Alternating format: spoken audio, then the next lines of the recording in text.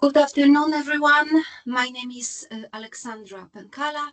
I'm one of the customer success manager here at Researchfish, and I would like to welcome you today to a training session on how to use Researchfish platform as a research organization administrator.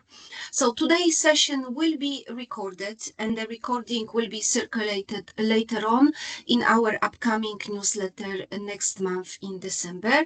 And today's session will be divided into 3 sections. So firstly, I would like to show you and explain to you on how you can use Researchfish platform capabilities. Later on, I will be talking briefly about communication, and I will also show you how you can and where you can find useful resources in Researchfish platform. And if time allows, I will answer your questions at the end of the webinar. So please feel free, if you have any questions, you can type them in a chat box or Q&A box during the webinar. And like I said, if time allows, I will be happy to answer all the questions. So before we will start, and let me share the screen with you first.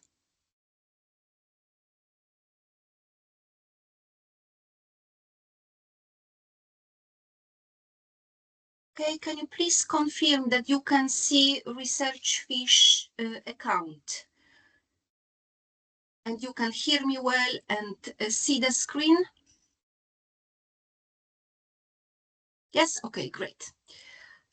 So, firstly, so let me only make it, minimize it. So firstly, before you begin using Researchfish platform, you would need to have an account simply to, oh, there is one question, just a second, let me go back.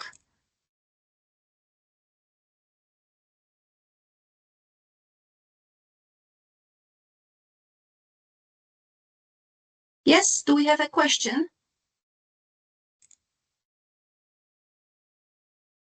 Hello? I think I unmuted you. Yeah, you should be able to speak. So let me stop sharing for a while. Do we have any question? I think you need to unmute yourself.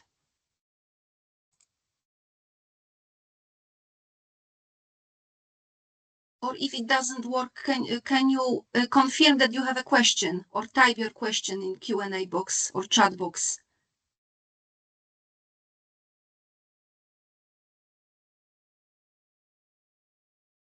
Okay, we can come back to this later. So let me share the screen once again.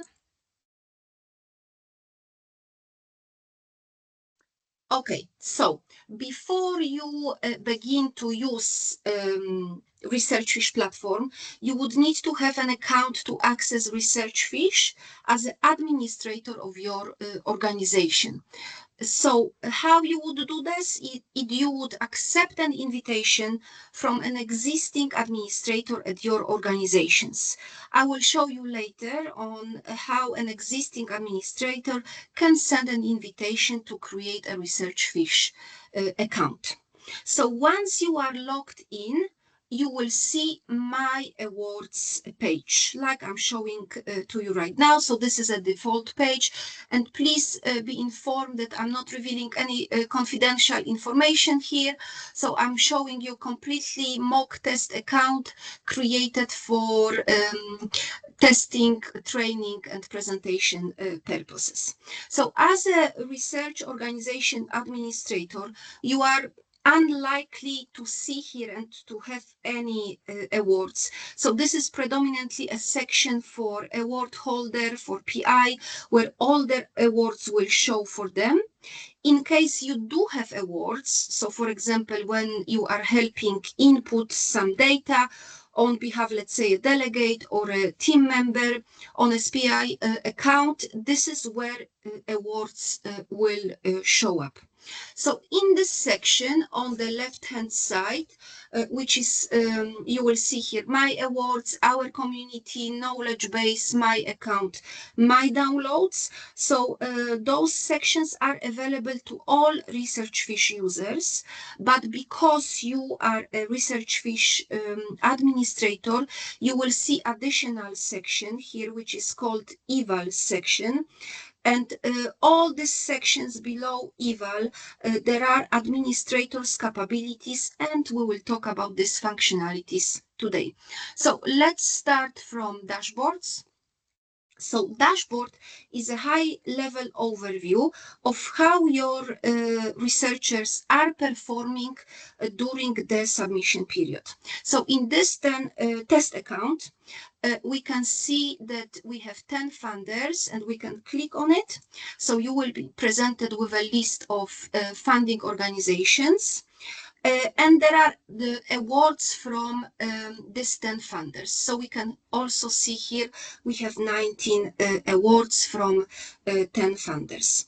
So if I will click on these 19 awards, you will have again details like award reference number, the name of the award, who is the funding organization, what's the primary location, who is the PI if actually the awards was submitted, what is the funding date, start date and end date, what is the value of response code. So you have here really useful high-level information.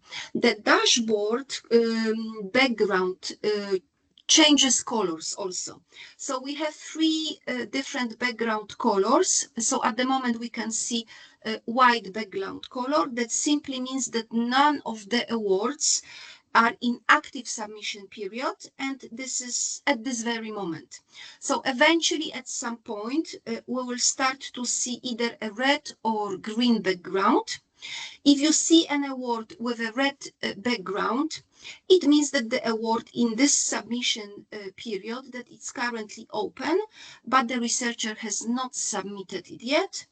An award with a green background means that the award is in active submission period and the PI has submitted it.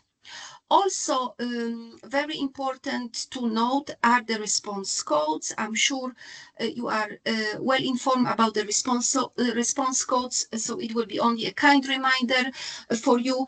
So we have in total 6 response codes, where number 6 is a test response code.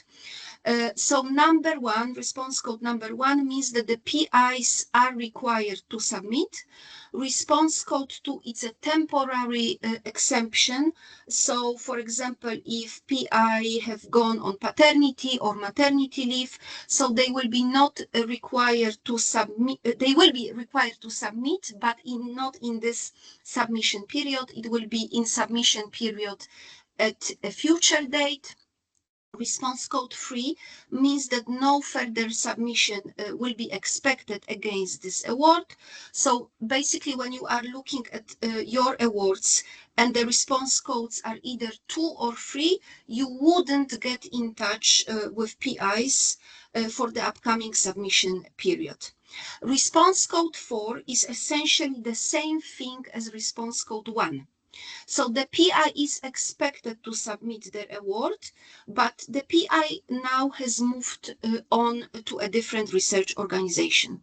So for example, let's say you had a PI at your organization and their award has a response code 1, which means that they have to submit. The PI has now moved to a different organization. They can then notify the funding organization, and the funder can change the response code from response code 1 to response code 4. You would still maintain the visibility of that award, but because the response code was changed from 1 to 4, your organization will not be held accountable if the PI fails to submit. So it's very important to remember if we are talking about the compliance rate.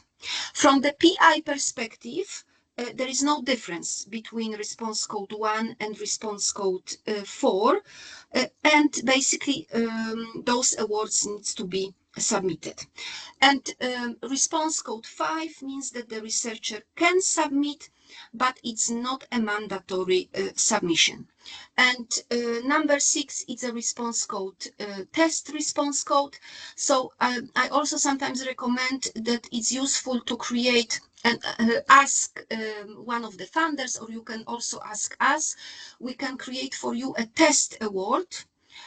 So you can actually experience how to navigate Researchfish platform from the PI perspective. So this is about the dashboard. So now I would like to move and talk a little bit about interoperability. So I will come back to activity reports, awards, and exports. I will be talking about the sections later on, but let's now move to interoperability. So as you know, the main goal for Researchfish is to reduce the reporting burden on researchers. And we have several mechanisms for this, such harvesting mechanism from sites like Crossref, Scopus, PubMed. We have also personal harvesting, for example, from ORCID. And then we have Arrow interoperability mechanism, which allows research organization administrators to add outcomes into Researchfish from CRIS or other similar systems on behalf of their researchers. So as a kind reminder, I would like to provide you with some information, what has been done so far by the product team. So previously, outputs could only be added via interoperability uploader, where funder and ground attribution information was known. However, now outputs can be added and associated with a researcher record, and we will be talking about this researcher record, making them available in the researcher's personal portfolio for award attribution.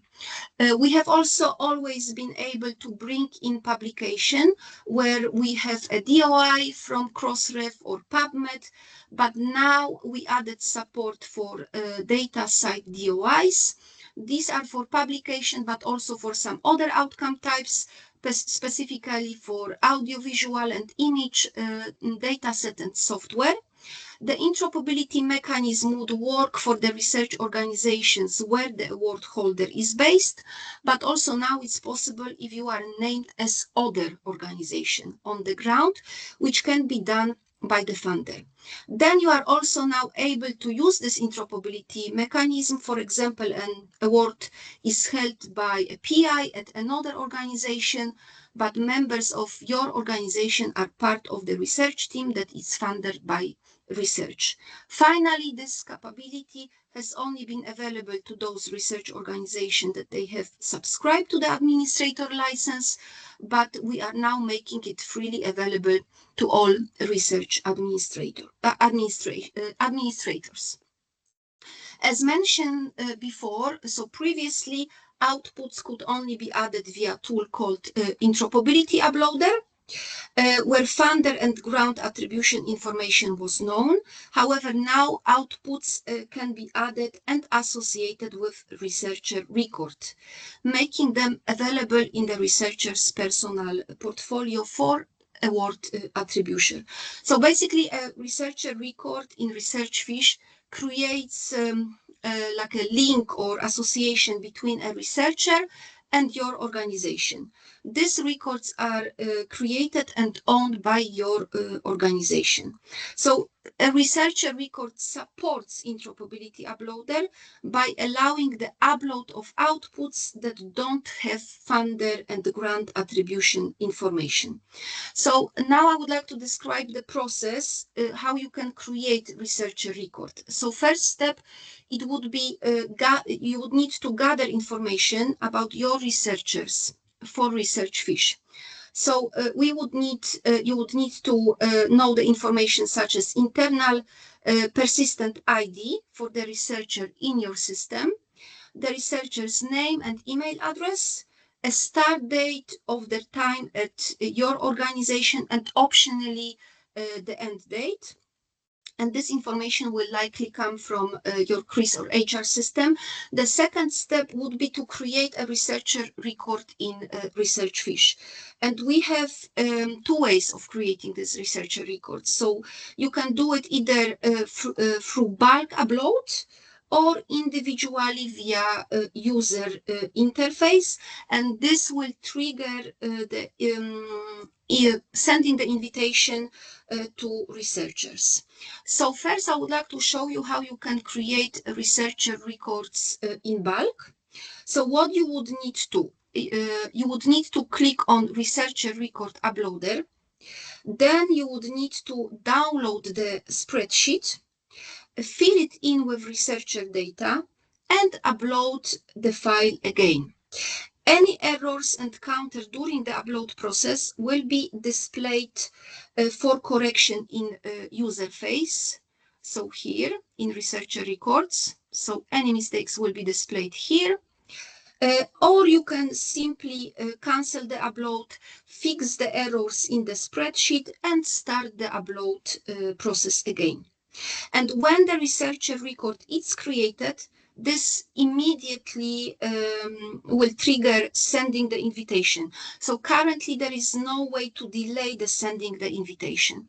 So I would like to now show you how you can complete and how this spreadsheet look like. So I downloaded this spreadsheet before. So if you click on download the researcher record, all the downloads will appear here in my download section. If the download is completed, you will see here like a red number besides my downloads. So this is the information for you that the download is no more pending, but it was completed.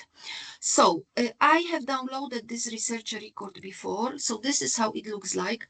So it's basically Excel spreadsheets. It's very straightforward and easy to complete. But before populating this information here, I would suggest to actually check the documentation, which it's written in the second tab. So you can click on documentation and you can see which columns are mandatory and which columns are optional. So like I mentioned before, you would need to provide an internal ID for your researcher, the first name, last name of your researcher, the email address, and the start date when they start to be at your organization. So this is required data. Then you can save this document on your desktop, come back here, click on the choose file, and simply upload information from your desktop. The second way how you can create researcher record, you can simply do it individually via interface. So you would need to click this time on researcher records. And on the right hand side, you can click on create a new record. So you can then manually enter data into the form. So you are required to provide exactly the same information like in the bulk, in spreadsheet. So again, everything what is besides red asterisk, it's mandatory. So you would need to here provide first name, last name, email address, internal ID, start date at your organization, and then click save. And like I said before, the moment you are clicking on the save, saving the form will immediately send the invitation to researchers. Researchers accept invitations and link them to their Researchfish account. Or they can create an account if needed.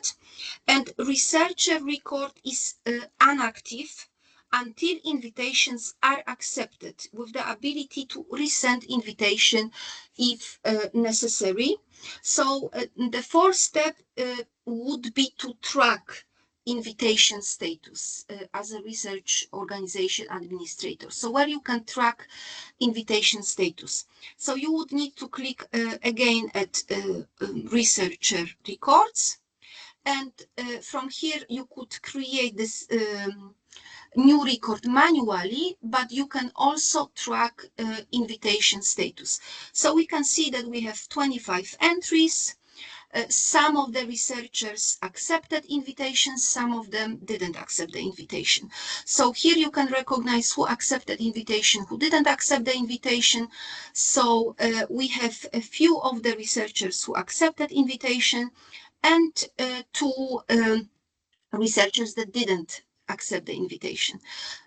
You can resend unaccepted invitation by clicking on this button, and then the pop-up window will appear and the system will ask you again if you are sure that you want to resend all this to accepted invitation. You can click cancel or OK, or you can click on the individual record besides each PI name.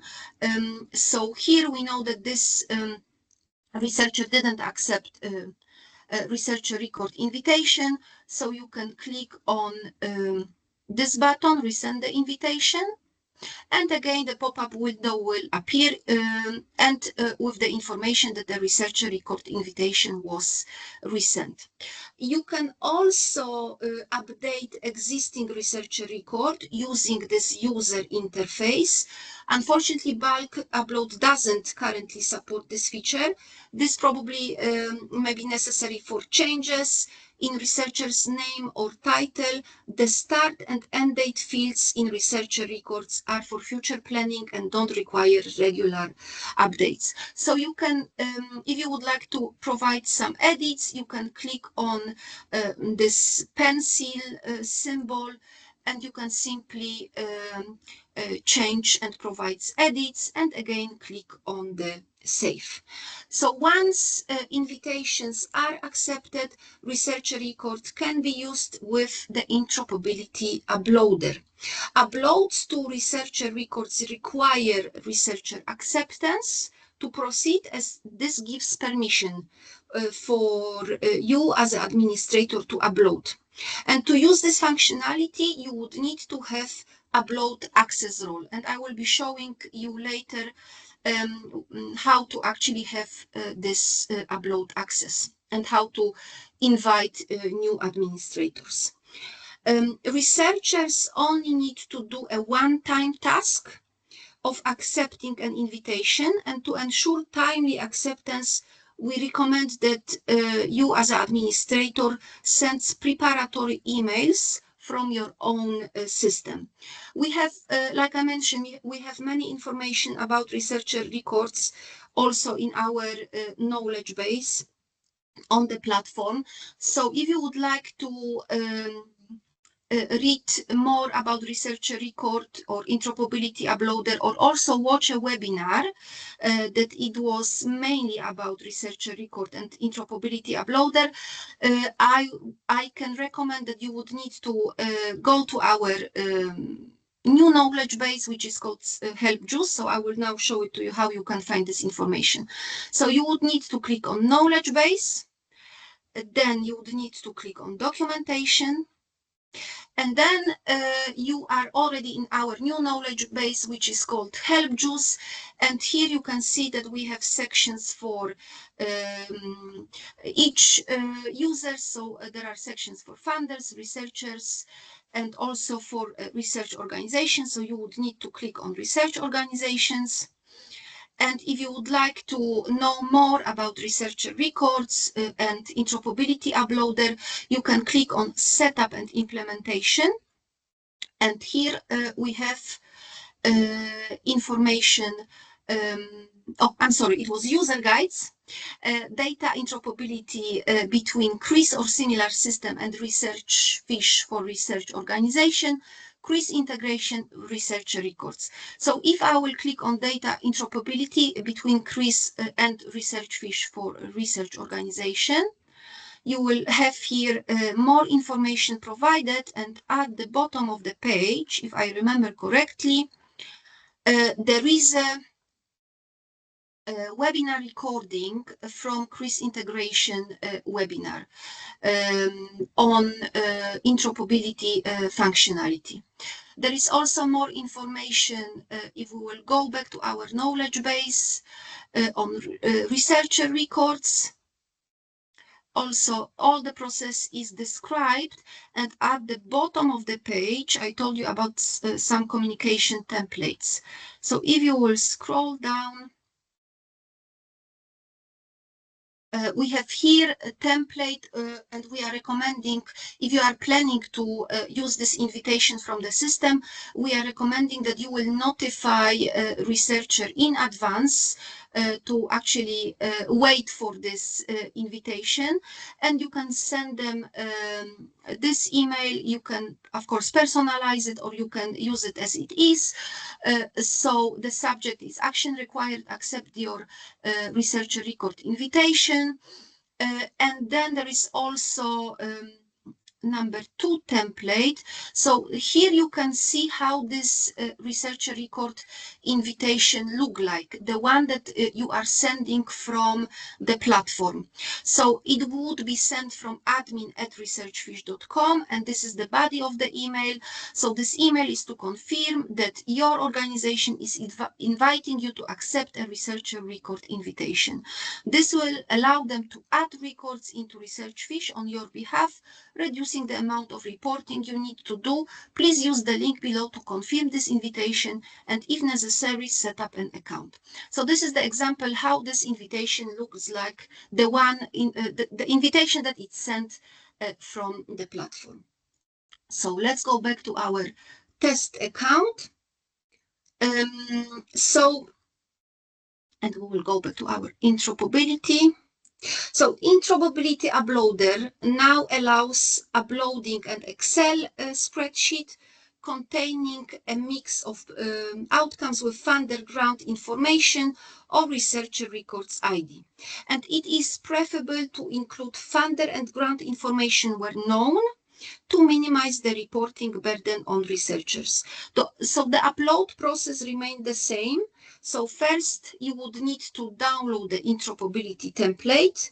Then you would need to populate the template with information and come back here again and upload the outputs. Once you have uploaded the completed template, our system performs what we call an initial validation process. It checks the data that you have provided is in the correct format.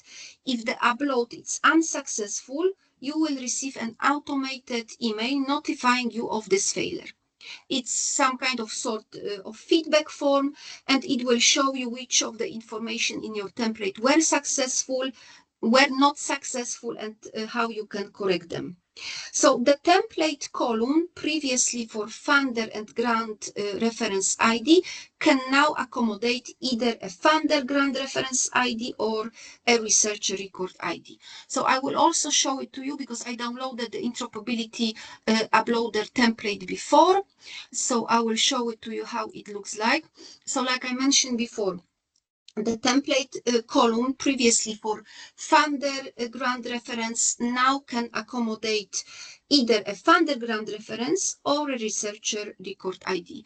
So again, before completing this interoperability template, I would highly recommend to check also additional tabs like README, funders ID, and documentation. So if I will click on documentation, you can again check which columns, which fields are mandatory, which are not mandatory.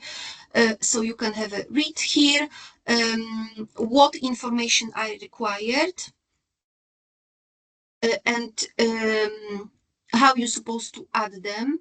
You can also check here the guidance how to successfully upload outputs, and after actually checking all these tabs, then you can complete and populate this spreadsheet. Again, save it on your desktop, come back here, click on choose file, and upload interoperability template.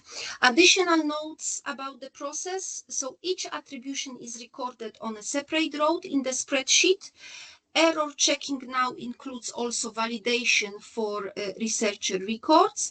The upload process prevents duplicates when adding publication to grants or researcher records, and publication added to researcher records will show up in researcher's personal portfolio for award attribution.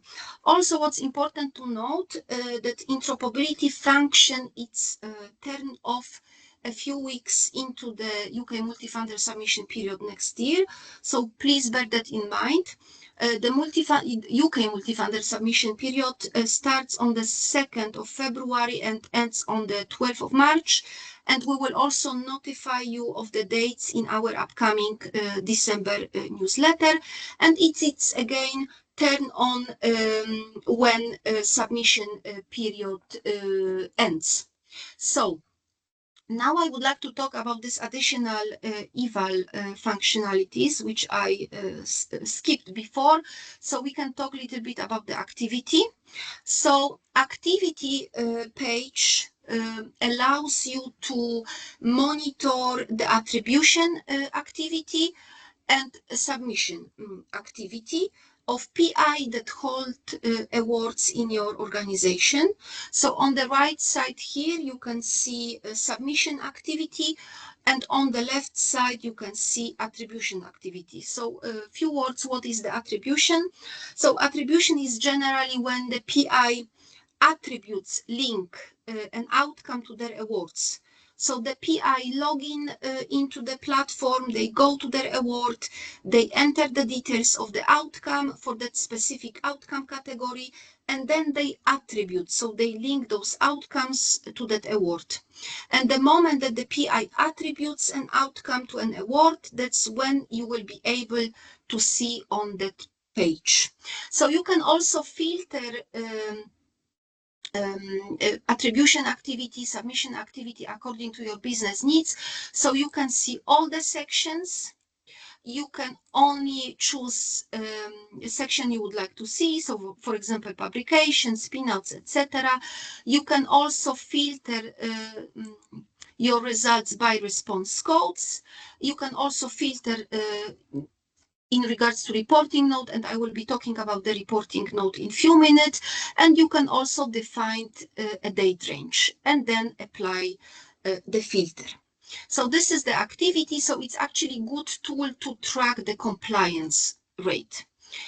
Now a little bit about the reports. So reports give you a list of different outcome types, different outcome categories that researchers have to report on. So if I will click on something, for example, publications, it will take you to a page with high-level view for your reporting purposes.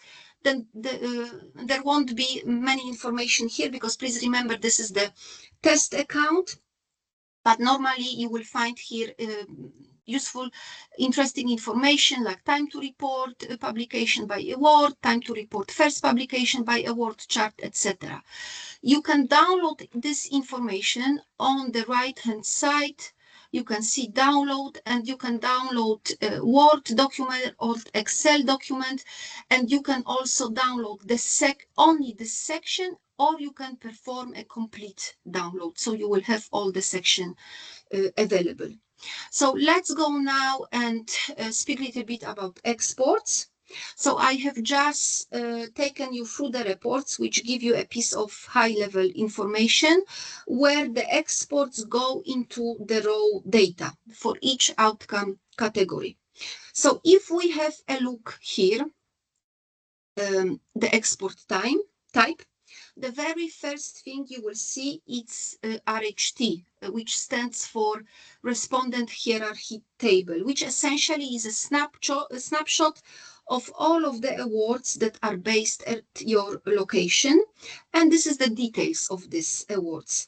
So it will give you things like award reference number, who is the PI on that specific award, what is the funding, start date, end date, what is the funding value, etc. So it's just really a top level view of all of the awards in your organization. And also just to note, some of the funders not all the funders, grant research organization visibility of all of the awards that they have in their portfolio. They have options to either click on full share or don't share when it comes to entering awards into the platform. When it comes to exporting the data, you can see here, you can download the different outcome types again. So we have 15 outcome types. If I will click, for example, on the publications, then you will be presented with the export details, and you have three options here. Entries with award details, entries with award details and funder research organization specific categories notes, and we'll talk about categories and notes in a few minutes, and entries without any award details. So now a little bit about difference between entries with award details and entries without any award details.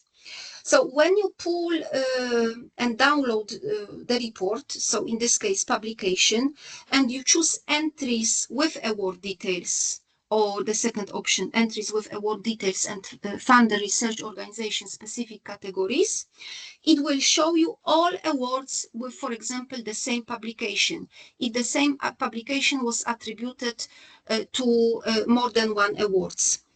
So bear in mind that there will be a duplicates if there are multiplied awards with the same publication.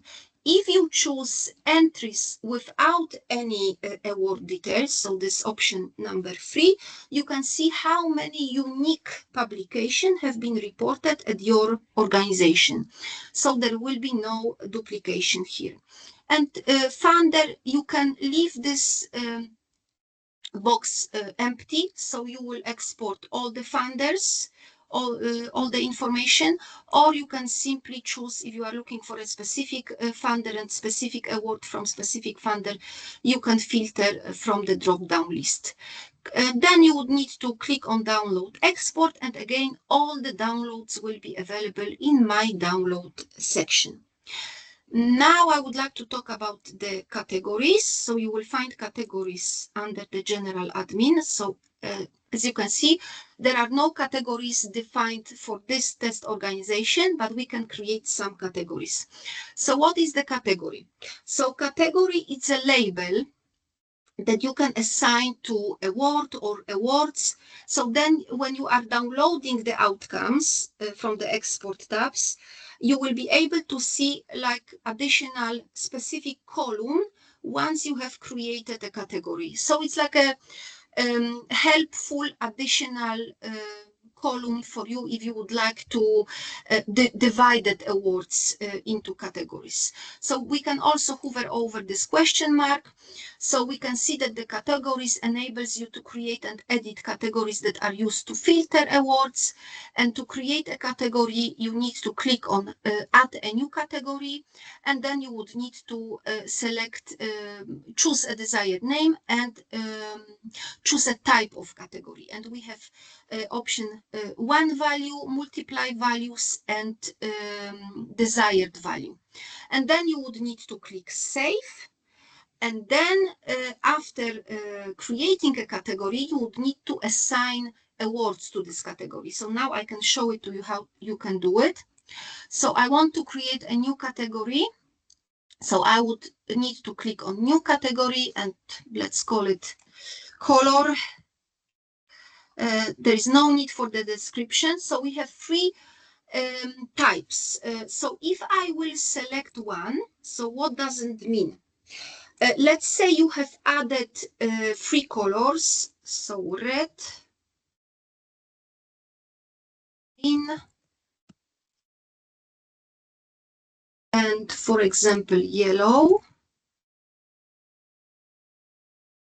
So when you assign a category to an award, you will be able to assign either red, yellow, or green to that specific award, because you only choose a type, select one.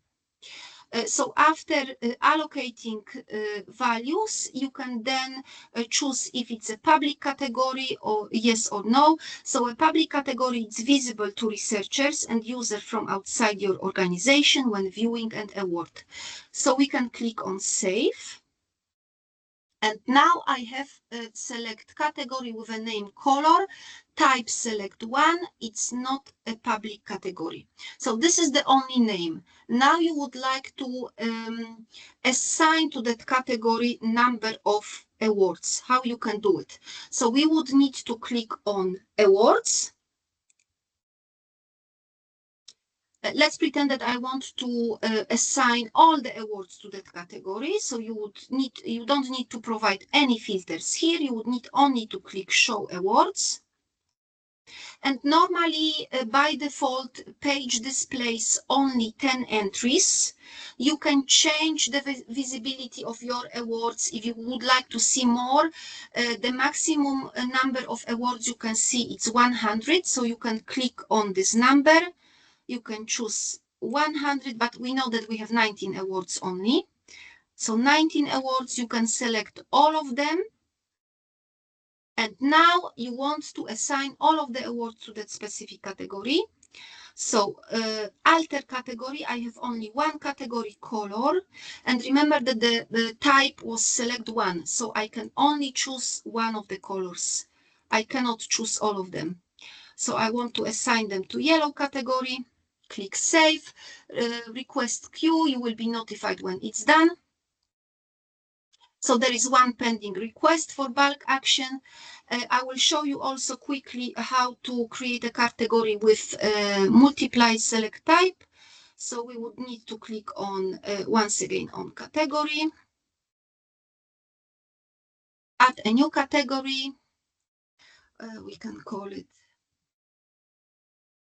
And now type will be select many.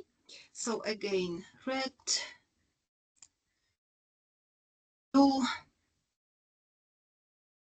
and gray. We don't want to make it public category, save. So now we created another category and now we will assign awards. So again, awards.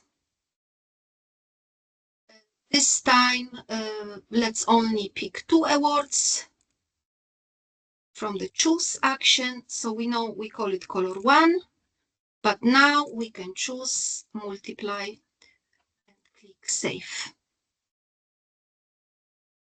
So if I will go back to the category, another type is text. So basically, when you are choosing the text, there is no values, so allows any value to be entered. So this is the category. I also skip awards. I'm sorry, I should talk about the awards first. So if I will go to awards, so awards, this is the page where you can search for specific awards and award types. So you can filter awards if, for example, you know the award reference number or you know what is the PI name. You can look for the specific awards, or if you would like to see all of the awards, you can simply click on show awards. And you already know that the 10 of our categories have been completed. So the system notifies us. And we know that we have 19 awards in this test Researchfish account. 10 are displayed per page, but we can change this view. And you can simply from here, you can perform some actions. So you can download the data, you can alter a category, you can also assign reporting notes. So I will be talking about the reporting note in few minutes. But also you can change the visibility, how this table is displayed for you according to your business needs. So at the moment you can see award reference, title, value, funding start date, funding end date, PI, list submitted, and action. Let's pretend you want to see the response code and PI email address. How to do it? You can click on change column, and the drop-down list will be available for you to review it and change it. So if you don't want to see funding start date, funding end date, you need to unselect it, but you want to see PI email and you want to see response codes. And you also want to see, for example, categories. So you can adapt the view of this table according to your business needs. And it's also a good way when you are tracking the submission. So it's like compliance reports. Here you can also check the status. So this is the award page. Now let's move on to reporting notes. So what is the reporting note? So basically, this page allows you to send an administrator access email to someone at your organization, but they will only have access to certain awards in your organization. So by creating a note, you are setting up, restricting the number of awards in your organization. So by creating a note, you are restricting also the number of awards that user has visibility of. And typically this is within separate departments. So let's say, for example, at your research organization, you've got a department of engineering and you only want the head of engineering to have visibility of that awards that are in this particular department. So it wouldn't be the benefit to see all of the awards at your organization. You would only want to give them the visibility of the awards and in that specific department. So you can then create a reporting note. It's very easy process how to do it. As you can see, we already have some notes created. So we can again create a new note. So you would need to click add a new note, give the name to this note. So for example,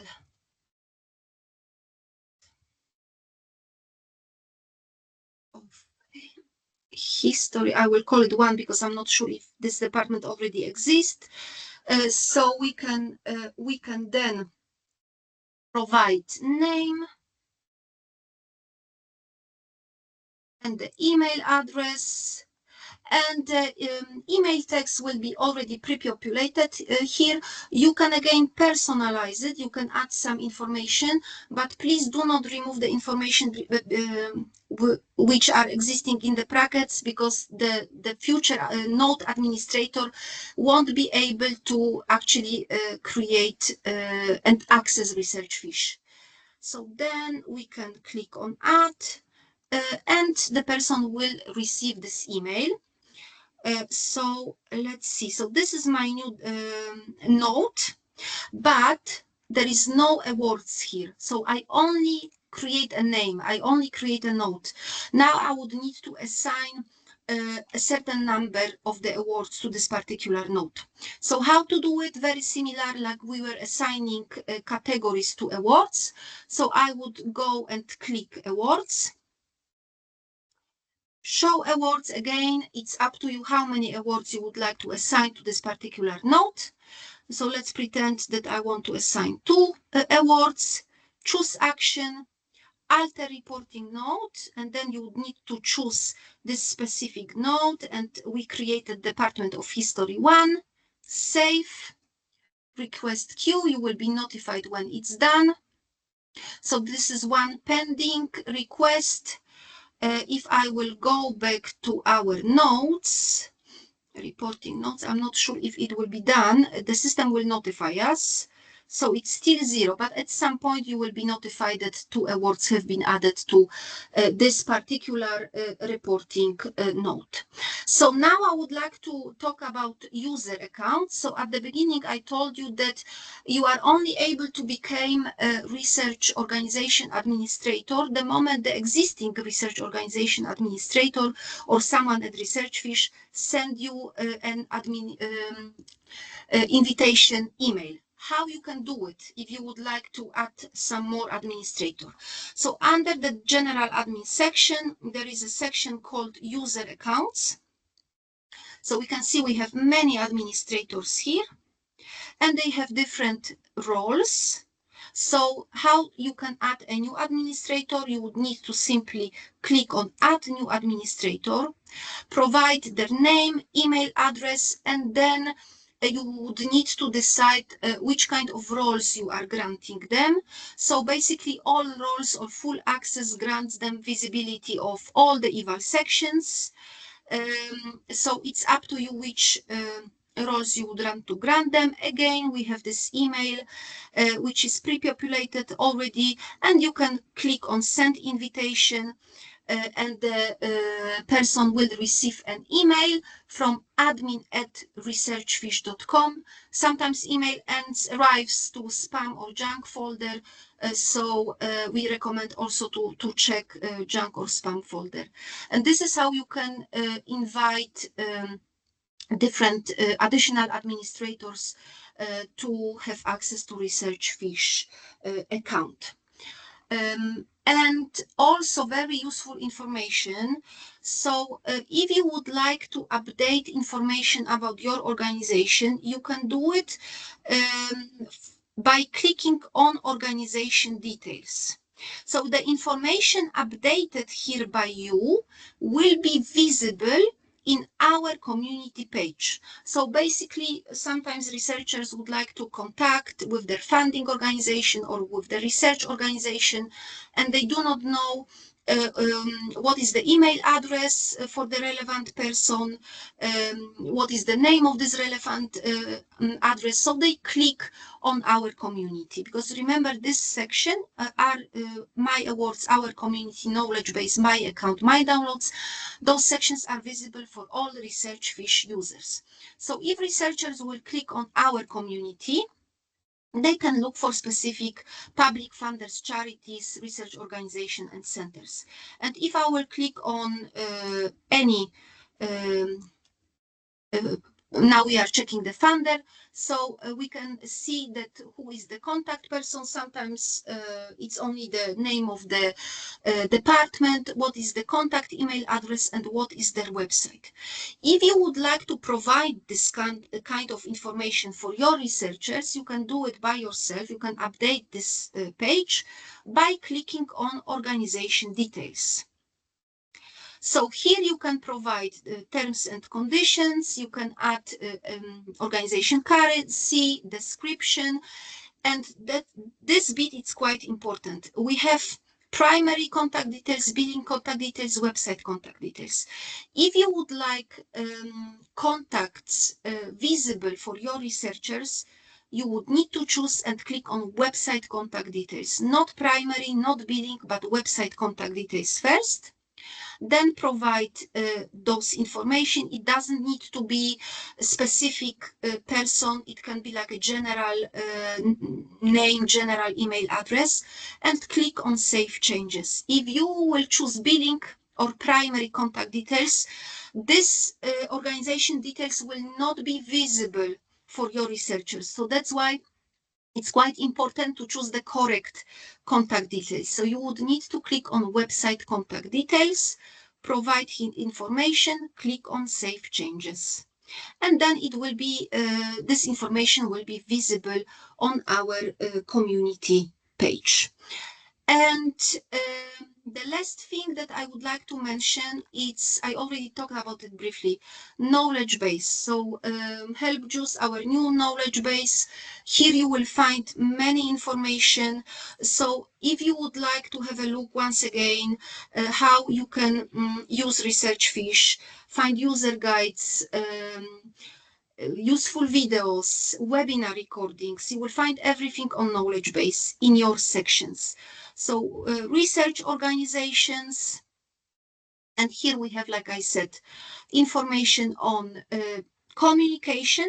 So you can see what are the roles, responsibilities for research organizations, top tips when you are communicating with your researchers, user guides, so how to use Researchfish platform if you are a research organization administrator, short videos, how you can upload publications, how you can monitor PI activity, how you can filter award searchers, so many informations. If by any chance you didn't find information that are relevant to you, you can still contact us. So if I will go back to our knowledge base, there is this help button here on the top of the page. You can click on it and you can send us email. So if you didn't find useful information here, this is predominantly for the PIs. You can also advise them they can join a webinar, but you can contact us by clicking on the contact us. So you are able to send us the support ticket, email us, and of course you can contact your dedicated customer support manager.